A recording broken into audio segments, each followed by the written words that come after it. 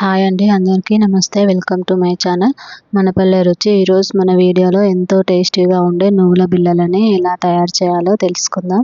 వీటిని మనం ఈవినింగ్ పూట స్నాక్స్ లాగా తింటే చాలా బాగుంటుంది, పిల్లలకి కూడా ఎంతో బాగుంటుంది.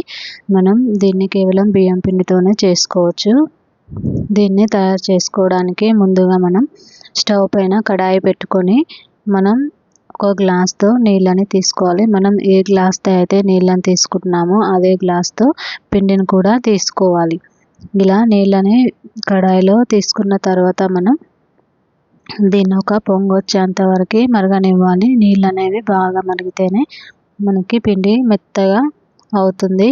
ఇందులోనే ఇప్పుడు మనం రుచికి సరిపడా కొద్దిగా ఉప్పు అలాగే వామును కూడా వేసుకోవాలి.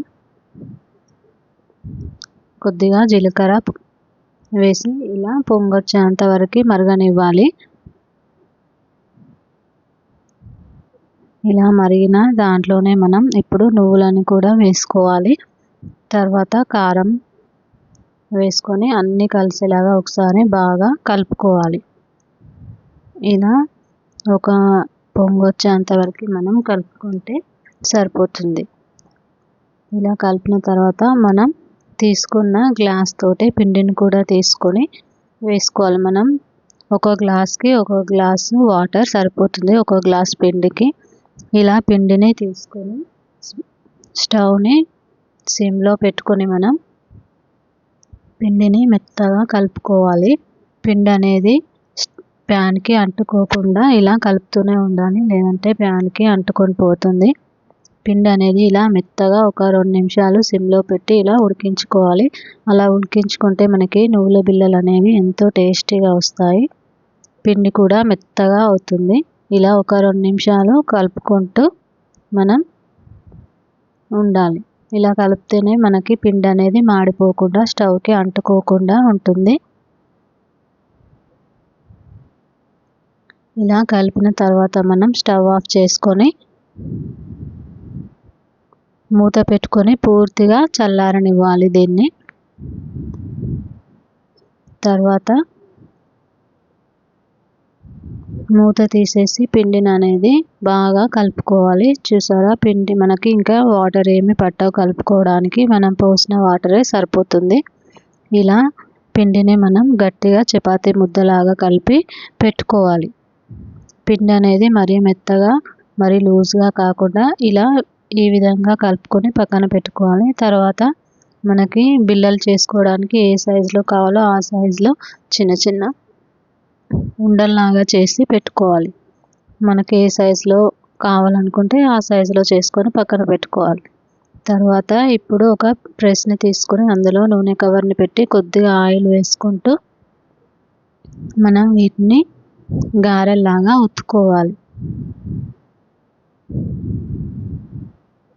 ఇలా 2 వైపులా మనం ఆయిల్ని రాసుకొని ఒక చిన్న పిండి ముద్దను తీసుకొని ఒత్తుకుంటే సరిపోతుంది. ఇలా గారెల్లాగా ఒత్తుకోవాలి మనం.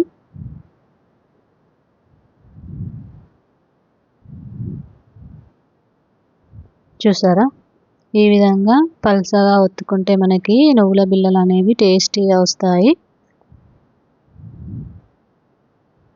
ఇలా అన్నీ తయారు చేసి పెట్టుకున్న తర్వాత స్టవ్ పైన కడాయి పెట్టుకొని డీప్ ఫ్రైకి సరిపడా ఆయిల్ని వేసుకోవాలి. ఆయిల్ అనేది బాగా వేడయ్యాక మనం ఈ గారెల్ని వేసుకొని డీప్ ఫ్రై చేసుకోవాలి.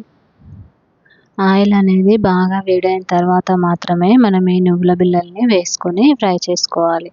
చూసారా, ఇలా బాగా వేడైన తర్వాత మనం ఈ నువ్వుల బిళ్ళల్ని వేసుకొని 2 వైపులా తిప్పుకుంటూ మంచి కలర్ వచ్చేంత వరకు ఫ్రై చేసుకోవాలి. మంటని మీడియం ఫ్లేమ్లో పెట్టి 2 వైపులా తిప్పుకుంటూ బాగా ఫ్రై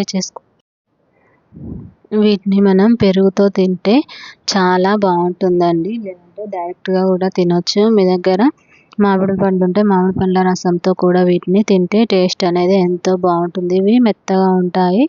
మీరు కావాలంటే వీటిని క్రిస్పీగా కూడా చేసుకోవచ్చు. మెత్తగా కావాలనుకునే వాళ్ళు కొంచెం మందంగా ఒత్తుకోండి, క్రిస్పీగా కావాలనుకునే వాళ్ళు కొంచెం పల్చగా ఒత్తుకుంటే మనకి ఎలా కావాలంటే అలా వస్తాయి. టేస్ట్ కూడా చాలా బాగుంటాయి. మీరు కూడా తప్పకుండా ఒకసారి నువ్వుల బిళ్ళల్ని తయారు చేయండి. టేస్ట్ అనేది ఎంతో బాగుంటుంది. మీ పిల్లలకి చాలా బాగా నచ్చుతుంది. సాయంత్రం పూట స్నాక్స్ లాగా ఇస్తే ఎంతో బాగా ఇష్టంగా తింటారు.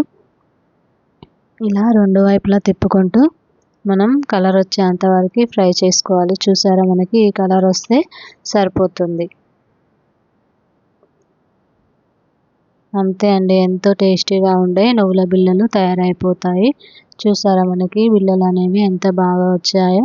మీరు కూడా తప్పకుండా ట్రై చేసి ఎలా వచ్చాయో కామెంట్ బాక్స్లో కామెంట్ చేయండి. మీకు కనుక ఈ వీడియో నచ్చినట్లయితే లైక్ చేయండి, షేర్ చేయండి, కామెంట్ చేయండి. మరిన్ని మంచి వీడియోస్ కోసం మా ఛానల్ మన పల్లె రుచిని సబ్స్క్రైబ్ చేసుకోండి.